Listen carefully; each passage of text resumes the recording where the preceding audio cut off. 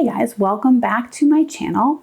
Today we are going to dive into a topic that I have gotten a lot of questions about over the years, and I guess I have answered them at different points, but I've never really given a full kind of honest answer of what I think about this. I feel like it's a little bit of a sensitive topic and I don't want to step on anybody's toes. I never like stepping on anybody's toes, but the more I thought about this, I feel like I do have some things to say and a few things I want to share with you guys about this. So we are going to tackle it today and hope for the best. And the topic is inspiration and feeling inspired.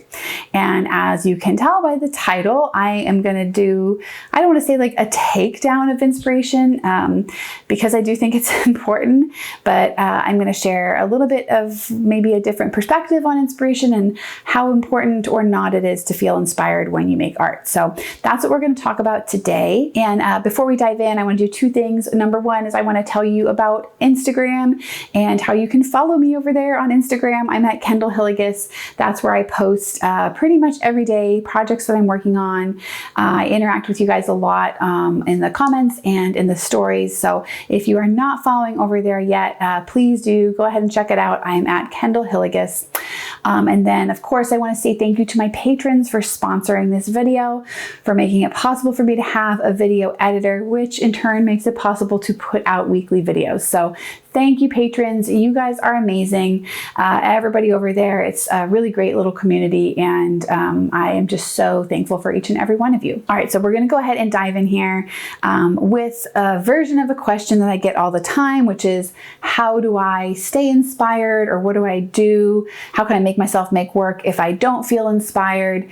What do you do to feel inspired? Lots of different versions of that question. And the secret about inspiration, or what I feel like the secret about inspiration has been for me, is that it's important, and yes, it's important and it feels great, but you really don't need to be inspired or feel really in touch with your inspiration 100% of the time that you're making art. So let me give a little analogy from not the art world, from real life. Sometimes with a significant other or a family member, or maybe even a really, really good close friend, somebody that you really love, you may go through a period, your relationship with that person may go through a period where you don't necessarily feel all the warm fuzzies. It could be just a specific moment in a given day, or it could be longer than that, but you may go through some kind of time period where you love that person, but you're not necessarily feeling that super intense love. You still love them, but you're not necessarily aware of it or feeling it. And because you still love them, regardless of how you feel, you are going to continue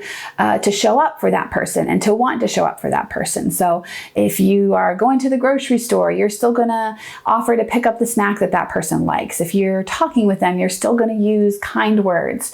If you are choosing what to watch on Netflix, you'll still consider their opinion. If that person gets in some sort of a scrape or they're in trouble, you're still going to do what you can to help them. So in all of the normal, sometimes boring, day in, day out aspects of regular life, you are still going to continue to show up for that person, to be there for that person, because you love them, and because love is more than just how you feel at a given moment. And I'm not trying to diminish the importance of love. Feeling a sense of love, or being in love is super important, and it's wonderful. It feels amazing, but you don't need to feel it every minute of every day to be a loving friend, to be a supportive partner, to be a member of a family. And there are a lot of ways in which art and art making is just like that. It's like being a part of a family, being in a deep relationship with someone, and the feeling of being inspired is very similar to the feeling of being in love. So the key to inspiration in artwork, just like one of the most important aspects of love and being in a loving relationship, whether that's a friendship or a family member or a significant other, is that commitment to showing up again and again, regardless of how you feel, to continually putting yourself out there and being vulnerable over and over again, day in, day out, for the the long haul. Now, again, this is not to say that love isn't important or feeling love isn't important or that feeling inspiration in artwork isn't important. It absolutely is. In fact, my opinion is that it's especially crucial in the beginning phases to help you discern and understand where you should invest your love, where you should invest your time. But again, just like love, just like the feeling of falling in love or being in love, inspiration has to be allowed to turn into something else. It has to be allowed to grow and deepen and mature and become something more if it's going to be something that can really sustain you and keep you coming back day in and day out in a committed way for the long haul. Because there is one thing that I can definitely promise you, one thing I can say very confidently about inspiration, and that is that inspiration will come and go. There will be times when you feel really inspired. There will be times that you can't wait to get into the studio, and then there will be times when you do not want to be in there at all, and the part of your heart where you would usually feel that sense of inspiration, that drive, is going to feel like a frozen wasteland. And there will be times too when you really love what you're working on, and then other times when you really don't like it at all and what you're working on doesn't feel inspiring to you. You can pretty much guarantee that if you want to make art and you're going to make art for the long run, for your life, if you want it to be a lifelong practice, there will be seasons when you feel inspired and days when you feel inspired, and then days when you don't at all. So if you're wanting to make art and art making either a career or something that you practice for your entire life as a significant part of your life, you need to figure out a way to keep yourself motivated and moving throughout those different seasons, whether you're feeling inspired or not. So now I want to talk a little bit about why I think inspiration can be useful and where it's the most crucial and when you should pay the most attention to it. And that is in the early part of your career, wherever you are in terms of your age or your life station.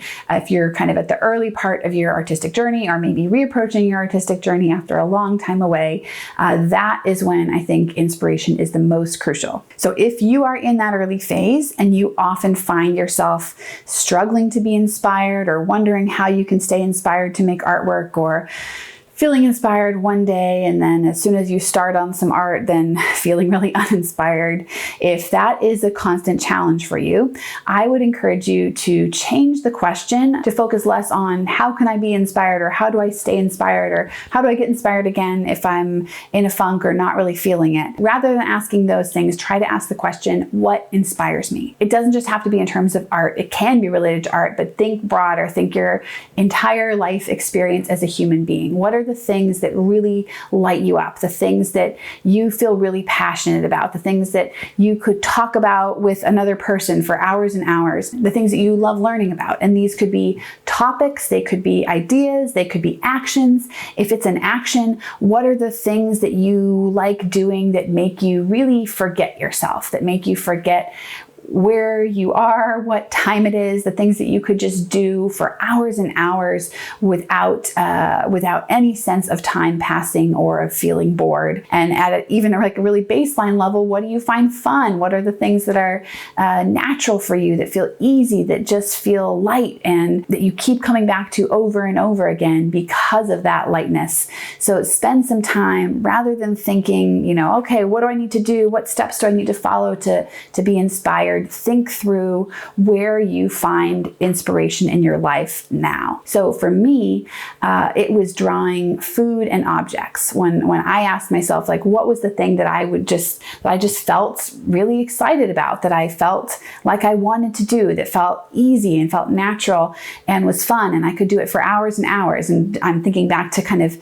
the beginning of my artistic journey, which I actually consider starting after art school. And we're not going to go into all the details around that, but if you do want to know more about it, you can watch my art timeline video, which kind of details how I became a professional full-time freelance illustrator, all the way from starting in art school to where I am today. So if you want to hear more about that, you can watch that video. But specifically for this moment, I consider the beginning of my real artistic journey to be kind of around 2012. And at that point, with everything that I was going through, if you have watched our timeline video, you'll know I was having some major health issues at the time. And I had to find a way to make art that felt easy, that didn't feel like a lot of work and didn't feel like a burden and something that I wanted to avoid, or a standard, an unrealistic standard that I had to meet.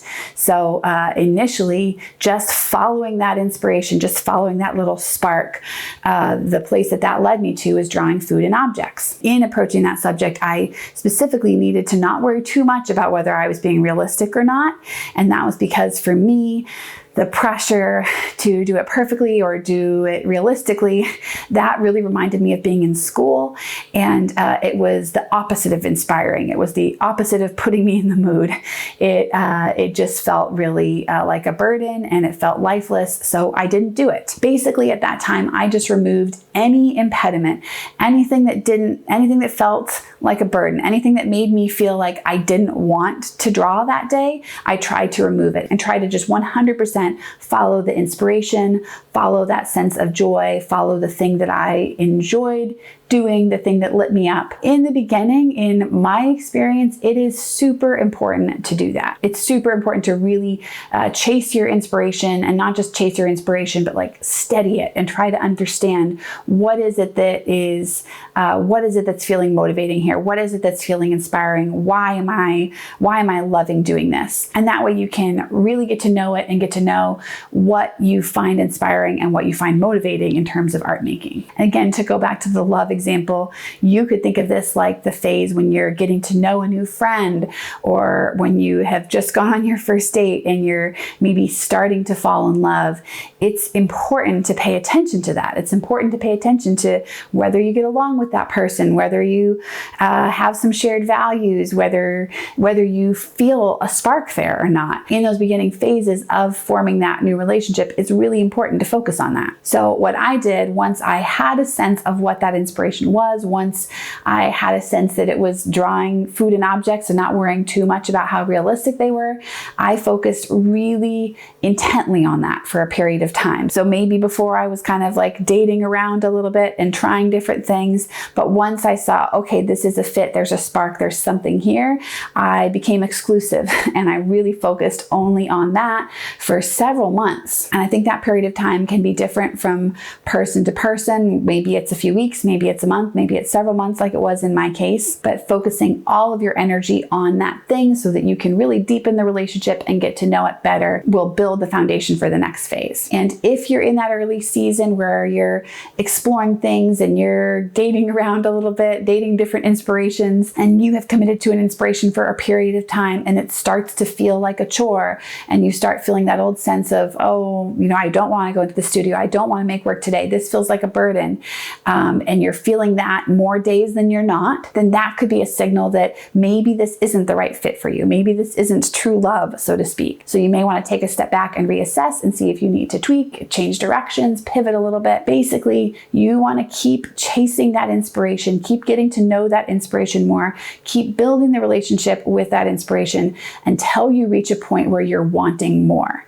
And I would differentiate wanting more from feeling bored or feeling uninspired. Again, you could think about it like a relationship with a person where you haven't reached a point where you're like, oh, I don't want to spend time with this person. You've reached a point where you want to spend more time with that person and you want to know that person more at a deeper level in a different way. You want it to be, you want it to have more meaning and more substance behind it. So keep chasing that artistic inspiration until you reach that point with it, until you reach the point where you're ready to commit, ready to be fully monogamous, ready to take things to the next level, whatever analogy you want to use there. In my case, the way that looked for me was that after I had been drawing food and objects for a few months, I think it was less than 6 months, it was somewhere between 4 to 5 months, I had this sense that I wanted more, that I wanted to know it more.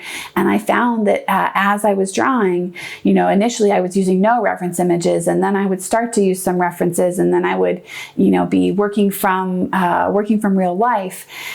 And I found that over time, I wanted to study those things more and more. I went from feeling like realism and the need to be realistic was a burden and something that made me not even want to go in the studio, not even want to draw, to feeling like I wanted to do that because I wanted to know the thing that I was drawing more. I wanted to understand it more. And this eventually turned into a pretty consistent desire to want to be able to draw well enough that I could reflect all of the nuances and all of the beauty that I saw in real life. But because that pressure, what felt like pressure to draw realistically, was a detractor initially and something that made me feel uninspired and made me feel like I couldn't commit to it, I had to fall enough in love with the inspiration, with the thing that really drew me in, to be willing to be at a place where I could put in the hard work and could invest the time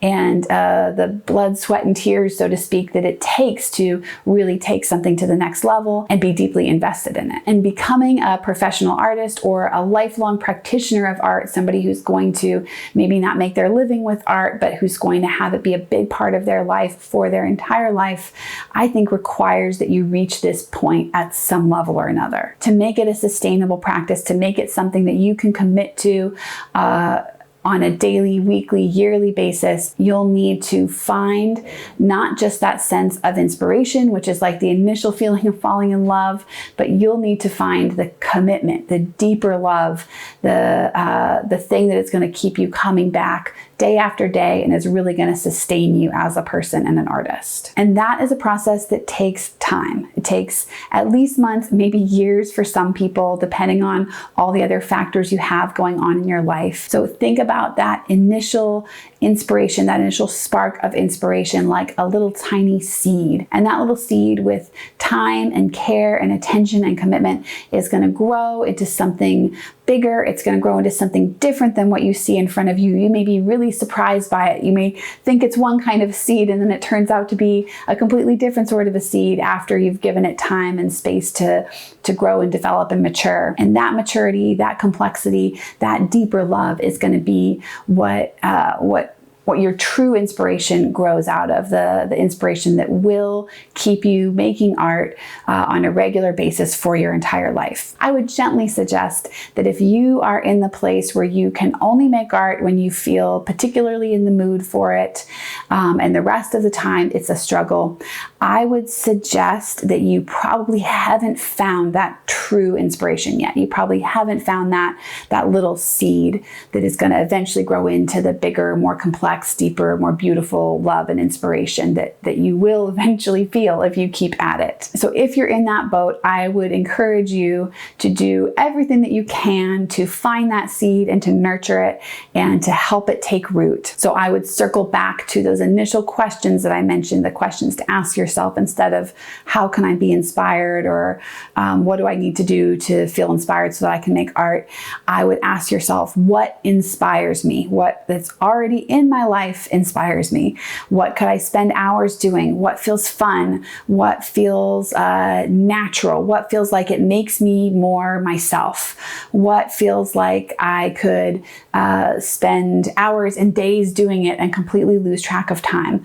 Ask yourself those kinds of questions to try to identify where that spark of inspiration may be, where that little seed may be. And you may have to do that a few times. You may have to go through that process. I feel like I'm doing all of the cheesy analogies today, but you may have to kiss a few toads before you find your prince, or whatever that saying is. You may have to go on a few blind dates. You may have to try some different inspirations, some different artistic approaches, different media.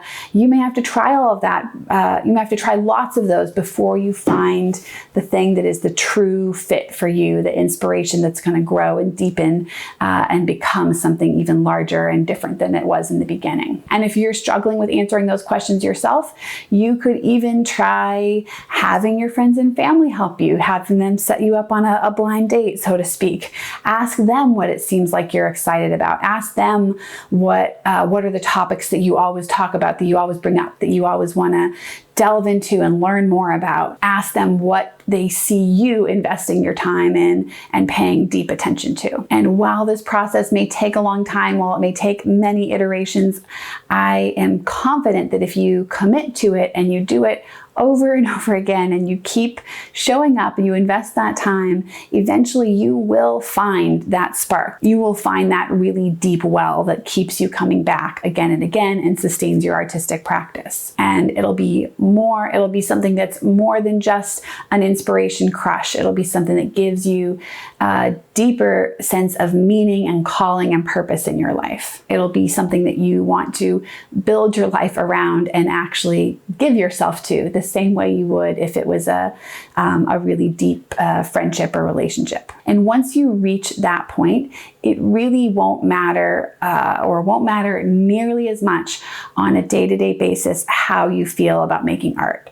You will find that on even the dark days when you don't feel like making art, when you don't feel inspired, you still are willing to show up. You're still willing to come to the studio. You're still willing to put yourself out there again and again and experience that vulnerability that comes along with it. And that, in my opinion, is when the real magic happens. And that's when there is the potential for true art, true transcendent art to be made, is when you're in that space. And over months and years of that kind of commitment, you'll see that the feeling of inspiration will return, and you'll have seasons when you feel it really intensely, and it's even sweeter and stronger than it was in the beginning, when it was just that little sprout, that little spark that you were kind of chasing and trying to figure out how to manufacture it, how to make it happen. Once you have reached that deeper level of commitment with it, it'll come and it'll go, but you'll find that when it's gone, you're stronger and you're more committed and you're able to stay with it. And when it comes again, it is so much more meaningful and powerful than it was before. So all that being said, I do want to take a quick minute to acknowledge that just as with building a relationship, or especially with finding love, finding a significant other, there are factors, lots of factors that impact how easy or how difficult that is going to be for you to do. And a lot of those have to do with the other areas of your life. So what do you have going on with your family? What do you have going on with work commitments, financial commitments, other just general life stresses, going through health challenges? Lots of other aspects of your life will impact how easy it is or how challenging it is to find that initial spark of inspiration, to go on all of these blind inspiration dates that you're going to have to go on to find the one that's the good fit. So if you are finding this process especially challenging, try to make space for yourself and acknowledge, okay, do I have some of these other extenuating circumstances? Are there other factors in my life that are making this more difficult for me?